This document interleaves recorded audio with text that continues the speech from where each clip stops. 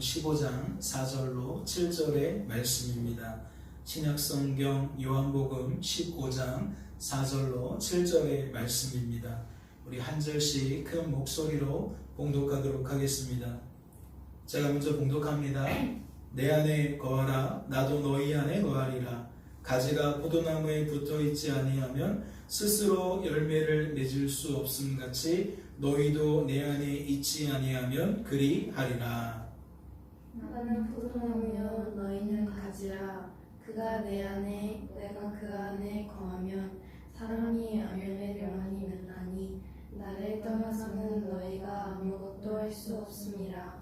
사람이 내 안에 거하지 아니하면 가지처럼 밖에 버려져 마르나니 사람들이 그것을 모아다가 불에 던져 사르느니라. 너희가 내 안에 거하고 내 말이 너희 안에 거하면 무엇이든지 원하는 대로 구하라. 그리하면 이루리라. 아멘. 오늘은 하나님과 올바른 관계 속에 살기라는 제목으로 말씀을 나누려고 합니다. 말씀을 보실까요? 나는 포도나무요 너희는 가지라. 그가 내 안에 내가 그 안에 거하면 사람이 열매를 많이 맺나니 나를 떠나서는 너희가 아무것도 할 수 없음이라. 다시 한번 보겠습니다. 나는 포도나무요 너희는 가지라. 그가 내 안에 내가 그 안에 거하면 사람이 열매를 많이 맺나니 나를 떠나서는 너희가 아무것도 할 수 없음이라. 모든 피조물들은 창조주이신 하나님과 어떠한 관계 속에서 살도록 지음을 받았습니까? 인격적인 피조물이든 비인격적인 피조물이든 모든 피조물들은 우리를 지으신 창조주 하나님과 어떠한 관계를 맺으며 어떠한 관계를 이루어가며 그렇게 주어진 삶 속에서 삶을 살아가도록 지어졌냐라는 겁니다. 지금 말씀에 드러나 있는 것처럼 이 포도나무 비유에 그러한 상황이 너무나도 잘 소개되어 있습니다.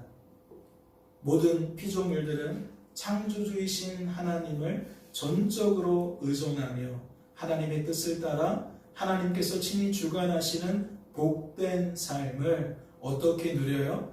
복된 삶으로 누려요.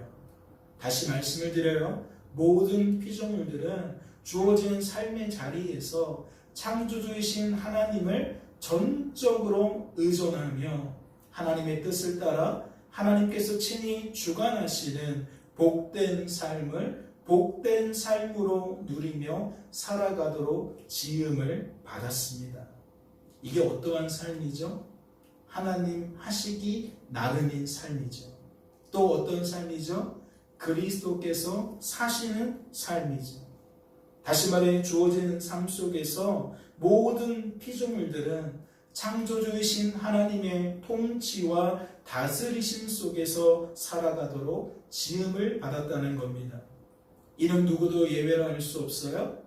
만물 중에 으뜸이라 할 수 있는 인격적인 피조물, 즉 사람도 결코 예외라 할 수 없어요.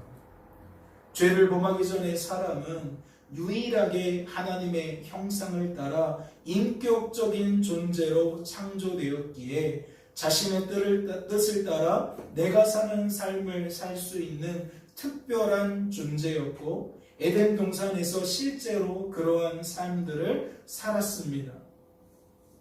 하지만 그것은 비인격적인 피조물들이 살던 그리스도께서 사시는 삶과 구별되어지는 차이가 나타나는 내가 사는 삶이 아니라 비인격적인 존재들이 그리스도께서 사시는 삶과 조금도 차이가 없는 동일한 의미로서의 내가 사는 삶이었습니다.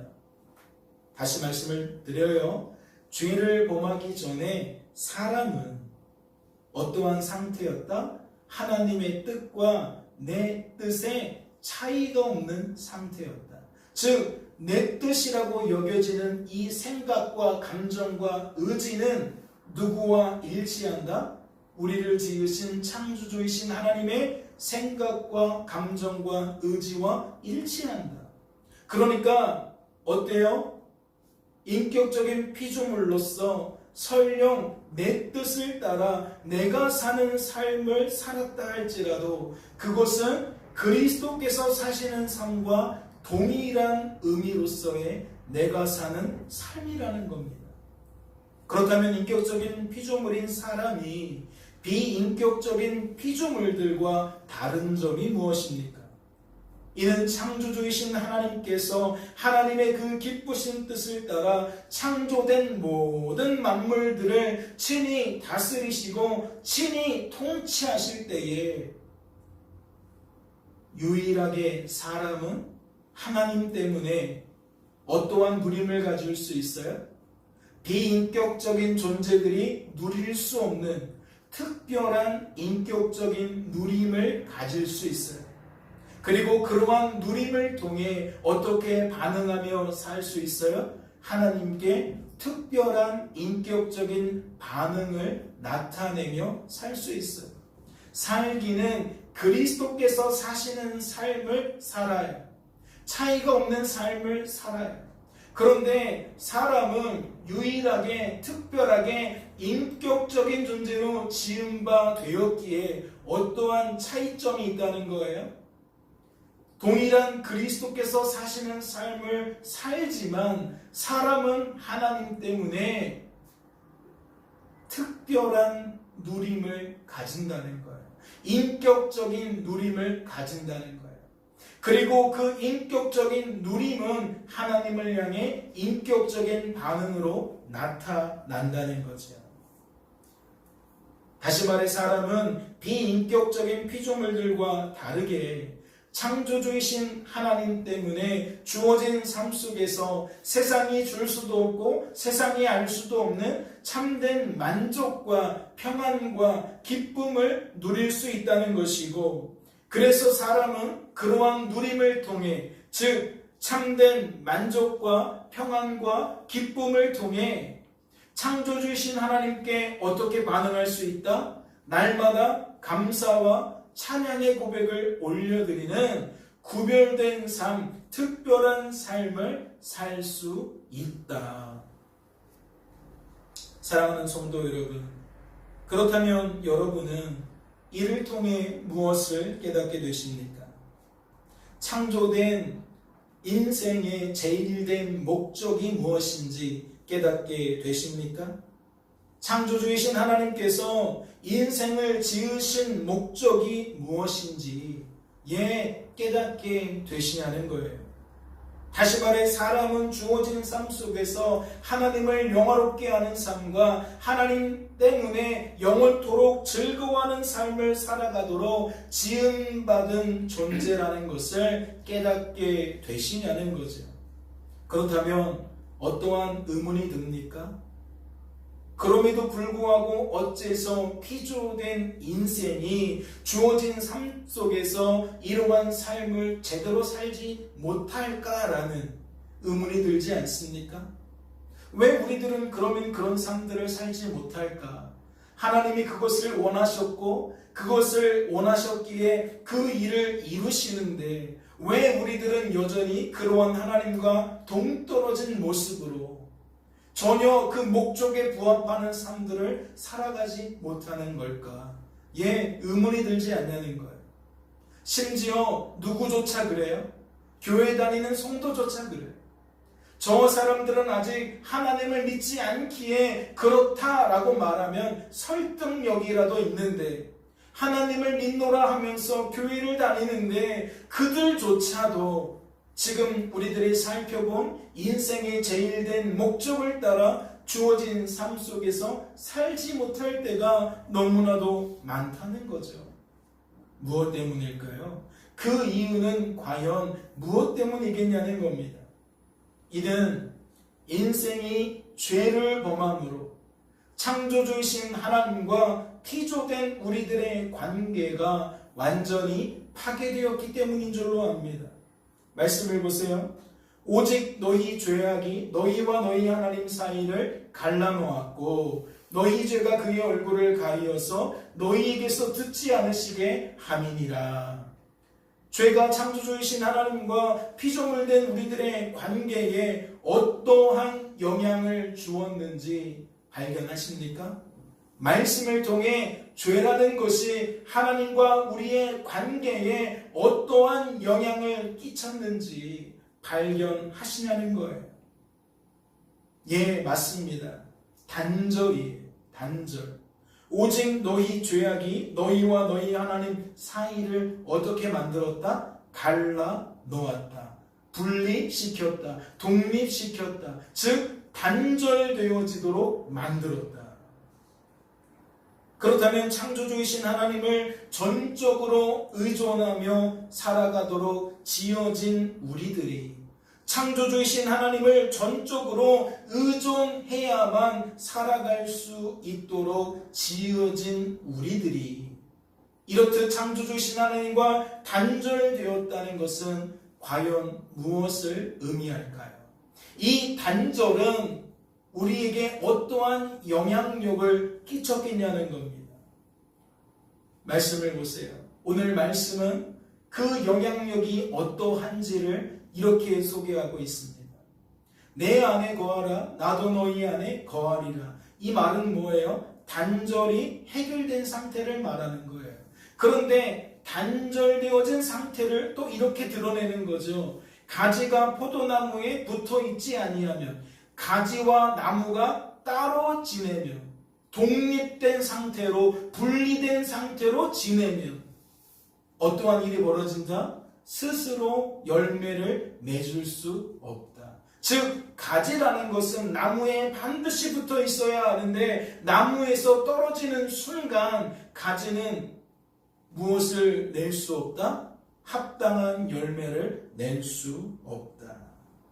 여기서 열매를 낼 수 없다는 건 무엇을 강조하는 거죠? 그 존재됨이 무능한 존재로 변화되었다는 거예요. 하나님과 접붙임 바 되었을 때에는, 하나님과 찰싹 붙어 있을 때에는 하나님의 전능하심이 공급되어 가지로 하여금 풍성한 열매가 맺혀지지만, 우리가 그 하나님으로부터 분리되어지면, 독립되어지면 어떠한 상태가 된다? 전혀 열매를 맺지 못하는 무능한 상태가 되어진다. 이어지는 말씀도 보세요. 사람이 내 안에 거하지 아니하면, 즉 단절이라는 그 문제를 풀어내지 않으면, 가지가 나무에 붙어 있지 아니하면 어떻게 되어져요? 밖에 버려져 마른다. 나무로부터 떨어져 나간 가지는 점점 어떻게 된다는 거예요? 말라간다는 건 무엇을 뜻하죠? 점점 생기를 잃어간다는 것을 뜻해요. 점점 생명력이 소진된다는 것을 뜻한다고요. 그리고 이어지는 말씀도 보세요. 사람들이 그것들을 모아다가 결국 어떻게 사용해요? 불에 던져 사는데요.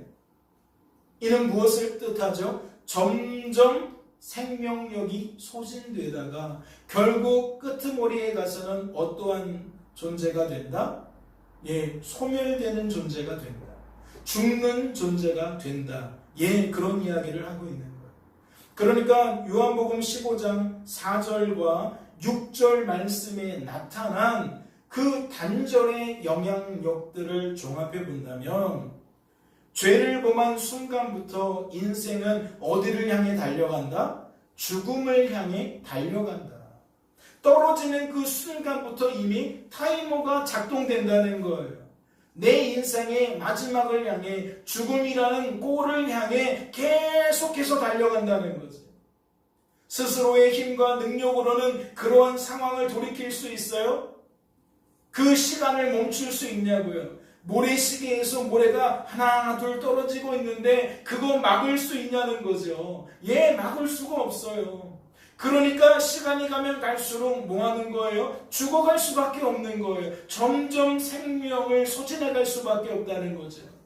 그래서 결국 반드시 죽게 된다는 겁니다. 다시 말해, 죄를 범한 인생의 어제와 오늘과 내일은 모두 무엇과 귀결된다? 죽음과 귀결된다. 창조주신 하나님과의 단절이 갖는 의미는 이뿐만이 아닙니다. 말씀을 보세요. 하나님을 알되 하나님을 영화롭게도 아니하며 감사하지도 아니하고 오히려 그 생각이 허망하여지며 미련한 마음이 어두워졌나니.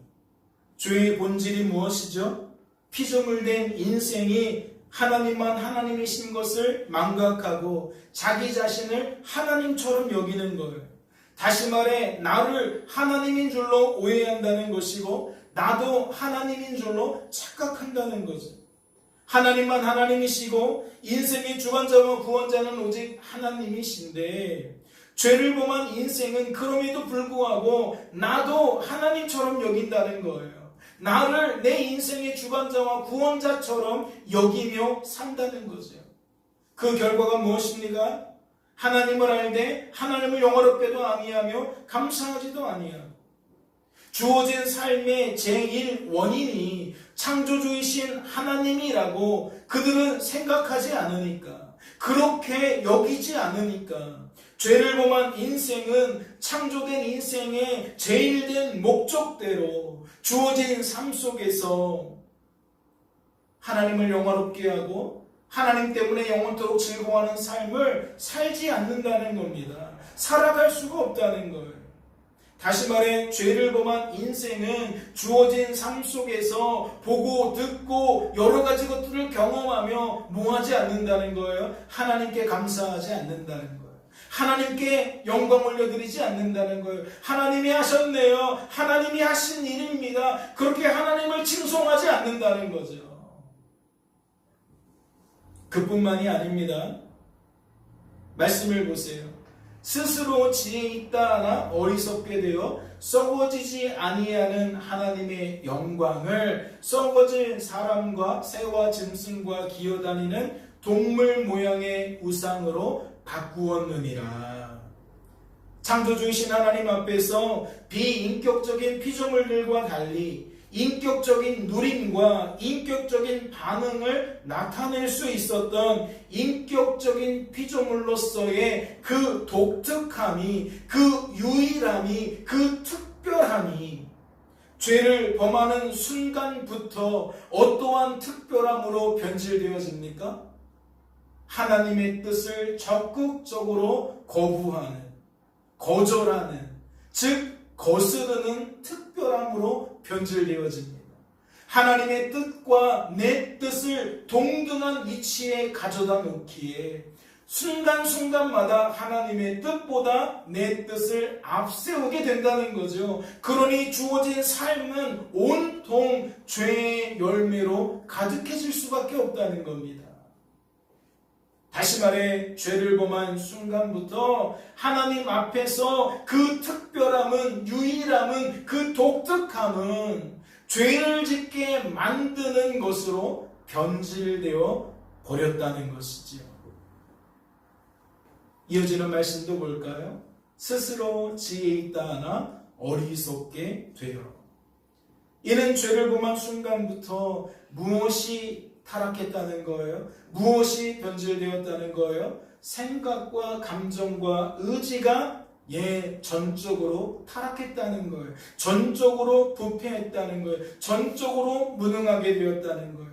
그래서 생각과 감정과 의지가 완전히 망가졌기 때문에 뭐 할 수가 없는 거예요? 죽음을 향하여 달려가는 그 길에서 스스로 벗어날 수가 없는 거예요. 반드시 죽게 되는 그 길에서 우리가 헤어나올 수 없다는 거죠. 그리하여 범죄한 인생은 어떠한 삶을 살아간다? 썩어지지 아니하는 하나님의 영광을 썩어질 사람과 새와 짐승과 기어다니는 동물 모양의 우상으로 바꾼다. 그러니까 진정한 것을 험한 것으로 바꾼다. 참된 것을 거짓된 것으로 바꾼다. 좋은 것을 좋지 않은 것으로 바꾼다. 영원한 것을 일시적인 것으로 바꾼다. 여러 표현들이 가능하겠지만 결국 뭐예요? 어리석다라는 거예요. 어리석다. 어리석은 삶을 살게 된다. 이렇게도 표현할 수 있죠. 하나님 때문에 만족과 평안과 기쁨을 누리며 하나님께 감사와 찬양을 올려드리는 인생이 이제는 그런 삶들을 내던지고 어떠한 삶들을 산다? 하나님이 아닌 것들을 통해 일시적인 만족과 평안과 기쁨을 누리는데 온통 생각과 감정과 의지를 쏟으며 산다. 그리고 그 입술로 무엇을 찬양한다? 하나님 없고 하나님이 아닌 것. 대표적으로 사람 찬양하며 산다는 거예요. 사람께 감사하며 산다는 거예요. 무엇을 볼 수 없으니까? 그 사람을 통해 역사하신 하나님을 볼 수 없으니까. 하나님께서 하신 일을 하나님께서 하신 일로 여길 수 없으니까 주어진 삶의 원인을 하나님에게서 찾지 못하고 사람 논리, 환경 논리에서 찾다 보니까 결코 하나님과 하나 되어질 수 없는 거죠. 우리가 하나님 안에 거할 수가 없다는 거예요. 늘 하나님이 나무라면 우리는 가지로서 떨어져 나가기 바쁘다는 거죠. 하나님과 나를 분리시키기 바쁘다는 겁니다. 사랑하는 성도 여러분, 어떠십니까? 창조주이신 하나님과의 단절이 피조된 사람에게 어떠한 변화를 가져왔는지 확실하게 깨닫게 되십니까? 그렇다면 지금부터는 창조주이신 하나님께서 그러한 인생을, 다시 말해 죄를 범한 인생을, 단절된 인생을 어떻게 대하셨는지 살펴보도록 하겠습니다. 말씀을 보세요. 여호와 하나님이 그 사람에게 명하여 이르시되 동산 각종 나무의 열매는 내가 임의로 먹되 선악을 알게 하는 나무의 열매는 먹지 말라. 내가 먹는 날에는 반드시 뭐하리라? 죽으리라. 창조주신 하나님께서는 인생을 향해 죄를 범하면 반드시 죽으리라고 말씀하셨어요. 그렇다면 이 말씀은 우리 인생들의 삶 속에서 어떻게 성취되는 겁니까? 우리가 앞서 살펴봤죠? 죄를 범하여 하나님과의 관계가 단절된 인생은 어떠한 삶을 산다? 죄 때문에 날마다 죽음을 향해 달려가는 삶을 산다. 스스로의 힘과 능력으로는 결코 그 사망의 길에서 벗어날 수 없기에 날마다 죽음을 향해 달려가고 또 달려간다. 그리하여 결국 뭐하게 된다? 죽게 된다. 이는 무엇을 방증하는 거죠? 인생은 죄를 범함으로 하나님의 말씀처럼 반드시 죄 때문에 죽게 된다는 것을 방증하는 거예요. 그렇다면 이것은 무엇을 의미하겠습니까? 이것은 죄를 범한 인생이 주어진 삶의 자리에서 아무리 자기 자신을 하나님처럼 여길지라도, 아무리 주어진 삶을 내가 사는 삶처럼 여길지라도 실상은 전혀 그렇지 않다는 거예요. 다시 말해 우리들의 삶은 무엇을 드러낸다? 하나님만 하나님이시라는 걸 드러낸다는 거예요. 인생의 주관자와 구원자는 오직 하나님이신 것을 드러낸다는 거죠. 즉 우리를 향한 하나님의 뜻은 꺾인 적이 없다는 거예요. 하나님의 뜻은 언제나 하나님 때문에 성취된다는 거죠. 반드시 틀림없이 이루어진다는 겁니다. 그러니 우리가 아무리 죽지 않으려고 발버둥 쳐도, 우리가 아무리 스스로 죄의 문제를 해결하고 싶어도 돌이킬 수 없다는 거예요. 그 상황을 바꿀 수 없다는 거예요. 하나님의 뜻을 우리들은 꺾을 수 없다는 거죠. 그렇다면 다시 여쭙겠습니다. 하나님께서는 과연 죄를 범한 인생을 어떻게 대하셨을까요? 말씀을 보세요. 하나님께서 그들을, 즉 죄를 범한 인생을, 죄로 인해 하나님과의 관계가 단절된 인생을 어떻게 하셨어요? 마음의 정욕대로, 그들의 생각과 감정과 의지대로 내버려 두셨어요. 즉 죄의 열매를 끊임없이 양산하며 살아가도록 하나님은 그들을 내버려 두셨다는 겁니다. 그렇다면 내버려 두셨다라는 이 말씀의 의미는 무엇일까요? 하나님의 창조 계획이 사람 때문에 망가졌다는 뜻일까요? 사람 때문에 실패했다는 그러한 의미냐는 겁니다. 하나님의 뜻을 인생에 꺾을 수 없다고 말씀을 드렸잖아요. 결코 그러지 않을 겁니다. 결코 그럴 수 없을 겁니다. 기억하십니까? 하나님의 창조 계획은 만물의 창조로 끝나는 것이 아니라고 했어요. 하나님이 6일 동안 온 세상 우주 만물을 창조하시고 이제 너희들 알아서 해, 너희들끼리 알아서 살아, 그렇게 하신 게 아니라고요. 하나님의 창조 사역은 무엇으로 이어져요? 끊임없는 통치와 다스림으로 이어져요. 모든 만물을 지으신 그분은 그 모든 만물을 하나님의 뜻대로 운행하신다는 거예요. 해가 뜨고 지는 거, 사계절의 변화가 있는 거, 인생이 어릴 때부터 점점 성인이 되었다가 노쇠하는 거, 거저되는 일이 아니라고요. 모든 자연 법칙조차도 하나님의 뜻 안에서 되어져가는 일이라는 거죠. 다시 말해 하나님의 창조 계획은 하나님의 그 기쁘신 뜻을 따라 시작되어질 뿐만 아니라 완성되어진다는 것이고, 완성되어진 그것은 하나님 때문에 무엇하게 되어진다? 보존되어진다라는 거예요. 그러니 결코 인격적인 피조물 때문에 하나님의 뜻이 실패할 수는 없는 거죠. 그렇다면 우리는 무엇을 궁금해해야 합니까? 과연 하나님께서 이를 보존하시기 위해 무엇을 하셨겠냐는 거예요. 단절된 하나님과의 사이를 다시 회복시키기 위해 과연 하나님은 어떠한 일들을 하셨냐는 거죠. 하나님께서는 하나님의 구원 계획을 작정하셨습니다. 창조 계획을 회복시키기 위한 구원 계획을 작정하셨다는 거죠. 다시 말해 죄를 범하여 단절된 관계를 회복시키기 위해서 하나님은 구원 계획을 작정하셨다는 겁니다. 말씀을 보세요. 하나님의 구원 계획이 어떻게 드러나고 있습니까? 그 창세전에 그리스도 안에서 우리를 택하사 내버려 두는 자들 속에서 우리를 택하사 우리를 내버려 두지 않으신다는 거죠. 우리로 사랑 안에서 그 앞에 거룩하고 흠이 없게 하시려고 그 기쁘신 뜻대로 우리를 예정하사 예수 그리스도로 말미암아 자기의 아들들이 되게 하셨으니 이는 그가 사랑하시는 자 안에서 우리에게 거저 주시는 바 그의 은혜의 영광을 찬송하게 하려는 것이라. 우리는 그리스도 안에서 그의 은혜의 풍성함을 따라 그의 피로 말미암아 속량 곧 죄사함을 받았느니라. 죄사함을 받았다는 게 무슨 의미죠? 단절이 회복되도록 만드셨다는 거예요. 하나님과의 관계가 끊어졌다면, 분리되었다면 하나님께서 친히 이어주셨다는 거죠. 다시 말씀을 드려요.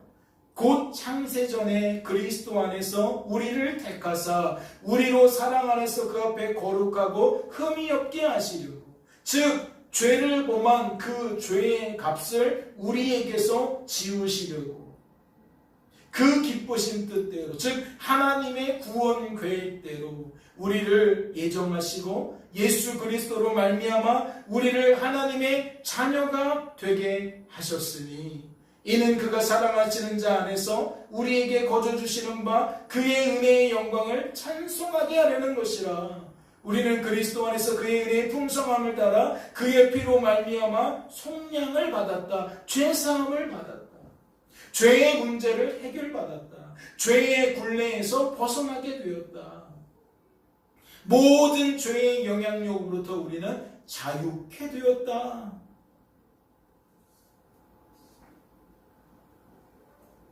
인생이 죄를 범하였음에도 불구하고 죽지 않고 하나님 때문에 다시금 살게 되어 주어진 삶 속에서 무엇하게 되었다?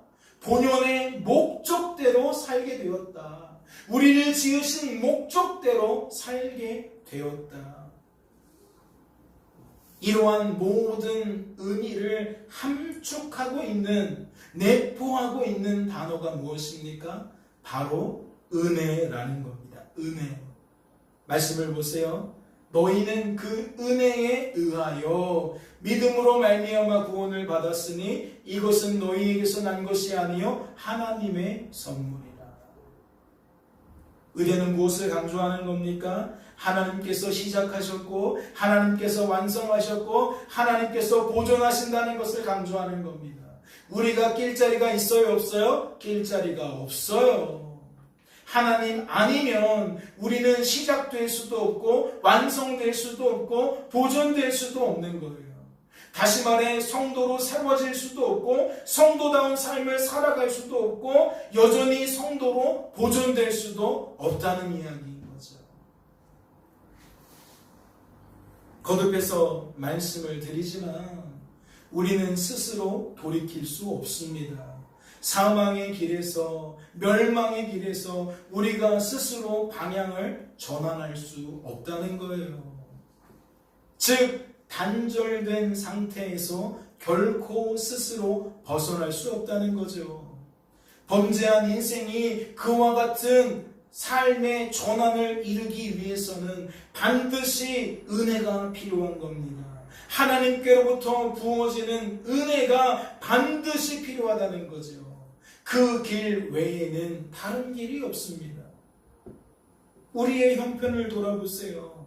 범죄한 우리들이 죄된 본성을 따라 살아갈 수밖에 없는 우리들이 어떻게 성도로 구별됩니까? 어떻게 성도로 구별될 수 있었습니까? 어떻게 우리가 우리 구주 예수 그리스도를 나의 주 나의 하나님이라고 영접할 수 있었냐는 겁니다. 우리 주변에 많은 친구들을 돌아보세요. 우리보다 공부 잘하는 아이들이 훨씬 많습니다. 즉 똑똑한 아이들이 훨씬 더 많아요. 그런데 그들의 그 똑똑함이 우리 구주 예수 그리스도를 나의 주 나의 하나님으로 영접하는 일에 도움이 되던가요? 오히려 그 똑똑함이 내가 왜 굳이 그렇게까지 교회를 다녀야 되냐고 오히려 그 똑똑함이 믿지 못하게 만듭니다. 돈이 많은 건 아닌 것 같아요? 건강이 많은 건 아닌 것 같아요? 아닙니다. 많이 가진 자들이 그 많이 가진 것 때문에 오히려 우리 구주 예수 그리스도를 나의 주 나의 하나님으로 영접하지 않습니다. 그럼 그 반대는 잘 영접합니까? 공부 못하면 잘 영접하는 거예요? 가난하면 영접하는 거예요? 어디 많이 아프면 영접하는 겁니까? 여러분 착각하지 마세요. 오해하지 마세요. 하나님의 뜻을 따라 하나님께서 은혜를 더하시지 않으면 부자든 가난한 자이든 결코 우리 구주 예수 그리스도를 나의 주 나의 하나님으로 영접할 수 없습니다. 다시 말해 오늘날 우리들이 그리할 수 있는 것은 내가 가난했기 때문이 아니고 내가 부자였기 때문이 아니고 즉 사람 논리 환경 논리 때문이 아니고 하나님 때문이었음을 강조하고 있는 거예요. 그렇다면 주어진 삶 속에서 성도된 우리들은 어떠한 삶을 살아가는 것이 마땅하겠습니까? 오늘 본문 말씀은 바로 그것까지도 이야기하고 있습니다. 말씀을 보세요. 어떠한 삶을 강조하고 있습니까? 내 안에 거하라는 것을 강조하고 있습니다. 너희는 죄된 본성을 따라 자꾸만 하나님께로부터 독립되려고 하지 마라. 하나님께로부터 분리되려고 하지 마라. 하나님께로부터 떨어져 나가려고 하지 마라. 뭐 하라는 거예요? 계속 하나님 앞에 더욱 붙어 있으라는 거예요. 더욱 하나님과 꽁꽁 하나 되라는 겁니다. 그 결속이 더욱 단단해질 수 있도록 너희들은 그러한 악한 생각과 감정과 의지를 품지 말라는 거지요. 그 이야기가 4절에만 있습니까? 5절에도 있습니다. 나는 포도나무고 너희는 가지라 하겠다. 그러면 우리들은 어떠한 관계를 맺고 살아가야 되느냐? 너는 반드시 내 안에, 너는 반드시 내 안에 거해야 된다. 5절에서도 똑같은 논조를 반복하고 있어요. 그렇다면 6절과 7절은 어떻습니까? 예, 같은 얘기예요. 사람이 내 안에 거해야 된다는 겁니다. 너희는 내 안에 거해야 된다는 거예요. 죄 때문에 단절된 상태로 지내는 사람들이 너무나도 많은데, 그래서 그것이 보편적인 상식이 되고 가치관이 되고 사람 논리, 환경 논리가 하나님 말씀을 대체하는 시대가 되었는데, 너희들은 그런 사상과 그러한 논리의 가치관에 휘둘리지 말라는 거지요. 결단코 그들처럼 끌려다니지 말라는 겁니다. 다시 여쭙겠습니다. 우리들은 어떠한 삶을 살아가야 됩니까? 지금 내게 주어진 삶 속에서, 그 삶의 자리에서 우리들은 어떠한 삶을 살아가야 하냐는 겁니다. 말씀을 통해 여러분은 무엇을 깨닫게 되십니까? 전적으로 하나님만 바라보며 살아가야 한다는 것을 깨닫게 되십니까?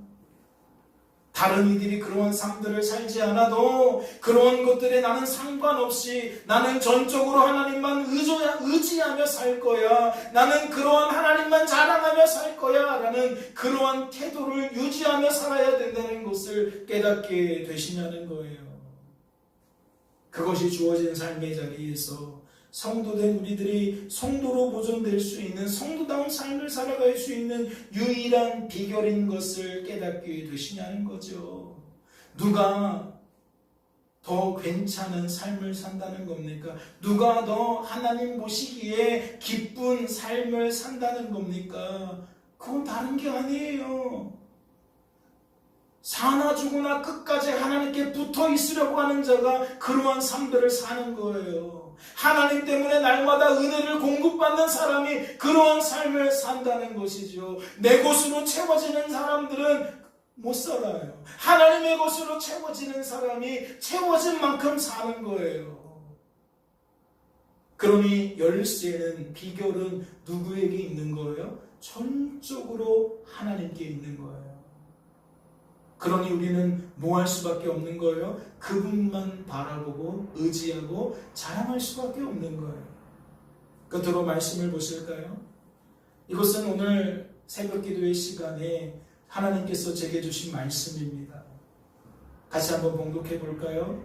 기도를 계속하고 기도에 감사함으로 깨어있으라. 너희 말을 항상 은혜 가운데서 소금으로 맛을 낸 것 같이 하라. 그리하면 각 사람에게 마땅히 대답할 것을 알리라.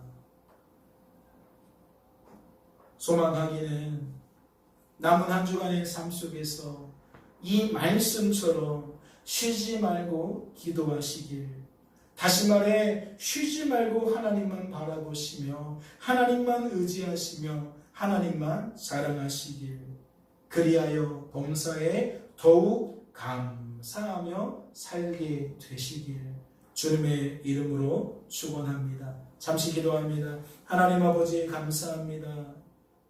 우리들은 어떠한 존재입니까? 어떠한 삶을 살아가도록 지어진 존재입니까?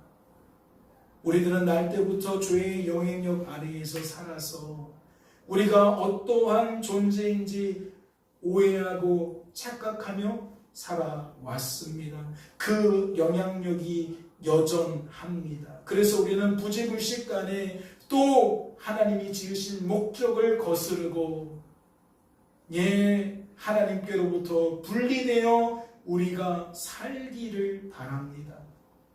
그러한 우리들을 누가 구원할 수 있습니까? 누가 건져낼 수 있습니까? 그러한 충동으로부터, 그러한 욕구로부터 누가 우리들을 지켜줄 수 있습니까? 우리는 스스로 그러한 생각과 감정과 의지를 떨쳐낼 수 없는 자들입니다. 우리는 도저히 하나님만 바라볼 수 없는 자들이고 하나님만 의지할 수 없는 자들이고 하나님만 자랑할 수 없는 자들입니다. 하나님께서 은혜를 베풀어 주셔야 합니다. 우리를 향하신 아버지의 뜻을 이루시기 위해 하나님 은혜를 베풀어 주셔야만 합니다. 그리하여 우리들은 주어진 삶 속에서 하나님의 그 보존하시는 손길을 따라 하나님을 찬양하며 살 수 있습니다. 하나님께 감사하며 살 수 있습니다. 부디 바라기는 우리가 주어진 삶 속에서 1분 1초라도 더욱 그러한 삶들을 누리며 살 수 있도록 주님 축복하여 주시옵소서.